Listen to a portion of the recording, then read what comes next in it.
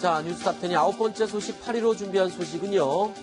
가슴 따뜻해지는 기부와 관련된 내용입니다. 기부의 여신들, 배우 이영애 씨와 송혜교 씨가 그 주인공입니다. 먼저 이영애 씨 소식부터 짚어보도록 하죠. 이유종 기자. 자, 이영애 씨가 또 어떤 천사 같은 행동을 한 겁니까?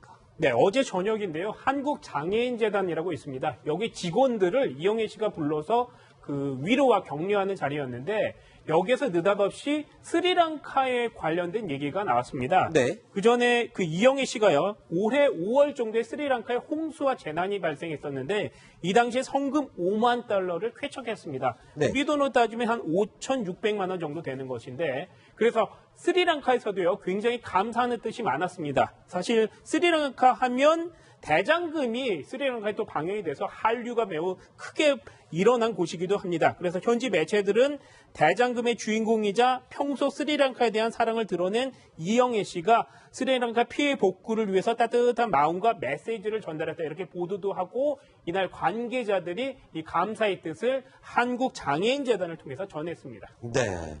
뭐 이영애 씨 기부 소식은 굉장히 많이 알려져 있고 자주 전하다 보니까 글쎄요, 좀 많이 익숙한데 그렇죠. 스리랑카에서조차 대장금이 인기가 있었다. 글쎄 문화권이 굉장히 다른데도 불구하고 대장금의 인기가 대단했나 봐요. 스리랑카뿐만 아니라 스리랑카도 시청률이 90%, 뭐 우리나라랑 조금 다릅니다. 네. 국영 방송이 뭐 이렇게 보이기 때문에 90%라면 정말 조금 자는 사람들, 휴식하는 사람 일부를 제외하고는 뭐다 봤다는 겁니다. 뭐 이란이나 아랍권 국가들도 대장금을 상당히 많이 봤다 그러는데 그만큼 이영애 씨의 어떤 인기라는 게 스리랑카에서 더 합니다. 또 그러다 보니까 이영애 씨가 스리랑카의 그 어린이들, 여자들 뭐 그런 것들을 많이 생각한 것 같고 특히 네.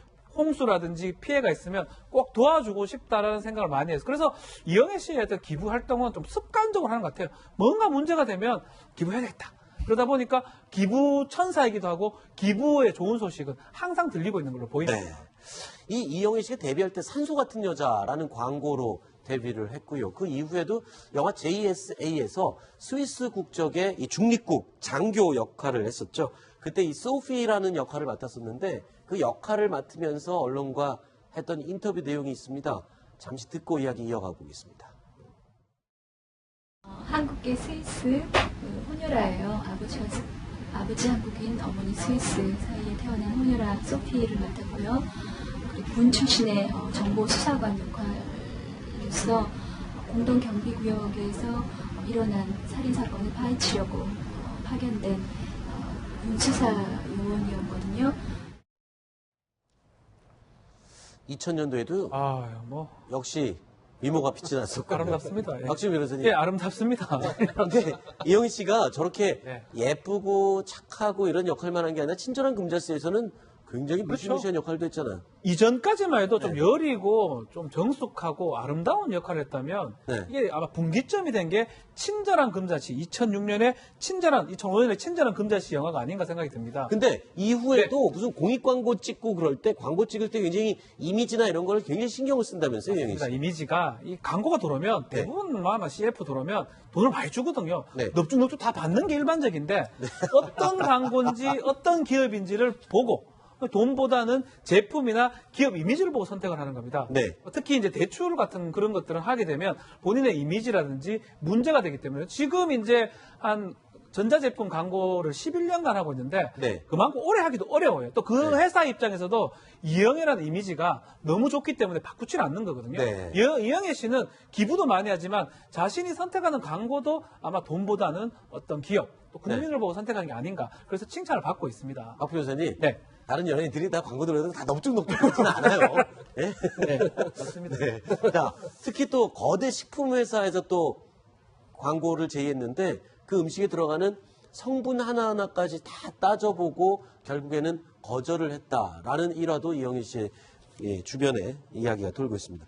자, 그런데 최근에 이 공익 캠페인의 화보 촬영을 했는데 거기 네. 이영희 씨 아이들이 또 같이 촬영을 해서 눈길을 끌었다고요? 영애 씨가 아이들을 잘 안 공개하는데요. 그렇죠. 공개하지 않기로 조금 유명한데, 아우, 이쁩니다, 하여튼.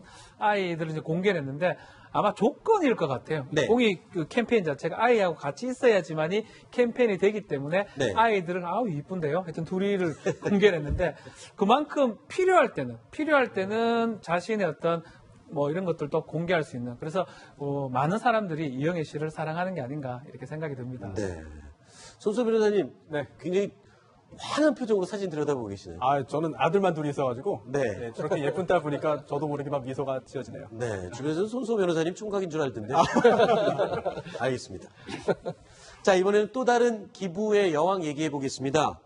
송혜교 씨 소식인데요. 자, 이유정 기자, 어떤 내용입니까? 송혜교 씨가 또 어떤 또 훈훈한 일을 했습니까? 네, 최근에 서경덕 성신여대 교수와 함께 광복절을 맞이해서 해외에서 만난 우리 역사 이야기 교도편을 발간했습니다. 네, 이 비용을 한 10,000부 정도 찍었는데 송혜교 씨가 부담을 했습니다. 지금 화면에 보시는 해외에서 만난 우리 역사 이야기는요. 네. 그 일본에 있는 한국과 관련된 것을 총망라한 그런 책자입니다. 네. 여기에 보면 윤동주 시비도 있고요. 고려미술관, 코무덤이라고 해서 예전에 임진왜란 당시에 한국 사람들의 코나 귀를 잘라간 거 아하. 이런 무덤들에 관한 여러 가지 설명들이 있습니다. 사실 교토나 오사카 나라는요. 예전에 네. 고구려 백제 신라 사람들이 많이 넘어가서 한국과 관련된 문화 유적지가 참 많습니다. 네. 왕인이라고 해서요. 일본의 천자문을 전수해준 사람의 묘도 있고요. 네. 여러 가지 우리 문화 유산이 많기 때문에 그런 것들을 널리 알리는 일에 또 송혜교 씨가 기여를 했습니다. 지금 저 안내 책자가 그러니까 일본을 여행할 때 우리나라 사람들이 일본을 여행할 때 그냥 관광지만 돌아다니고 아무 생각 없이 그냥 놀다가 올 게 아니라 역사적으로 의미가 있는 곳 그리고 꼭 알아야 할 곳 이런 곳들을 아주 일목요연하게 적어놓은 그런 안내 책자인데 주로 어디 가면은 저 책자들을 구할 수 있습니까? 일본에서 여행하다가 볼 수 있는 거죠? 네, 맞습니다. 민박집에 일단 10곳에 비치를 했습니다. 좀 네. 아쉽게도 사실 일본에 있는 공공시설이나 박물관, 미술관 이런 데에 비치하면 좋겠는데 그런데 그런 데를 놔야 되는 거 아니에요, 원래? 네, 맨 처음에 시도는 그렇게 했습니다. 그런데 그쪽에서 안 된다 이런 얘기를 해서 결국에는 우리 한국 사람들이 운영하는 민박집 정도에만 네. 쓰고 있는 실정입니다. 자, 송혜교 씨가 또 저렇게 의미 있는 안내 책자에 드는 돈을 본인이 다 기부를 하고 있다. 근데 저게요, 처음이 아니라면서요.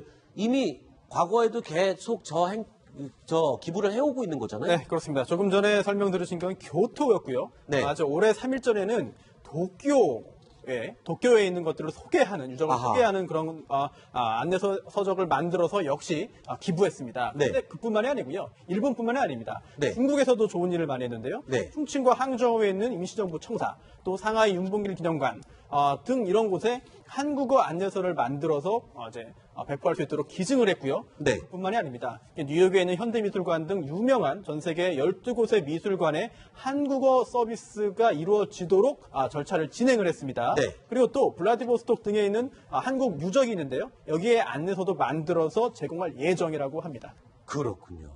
자, 연예인들 이렇게 의미 있고 오늘 광복절이기 때문에 더더욱 이 송혜교 씨의 선행은 더 의미가 있는 것 같습니다. 그렇죠? 광복절에 더 저희가 좀 소개해드렸으면, 칭찬했으면 하는 마음에서 이 두 사람의 이야기 준비해서 알아봤습니다. 자, 마지막으로 이제 10번째 소식이 준비되어 있는데요. 저희가 영상으로 준비한 두 가지 내용 함께 확인해 보시죠.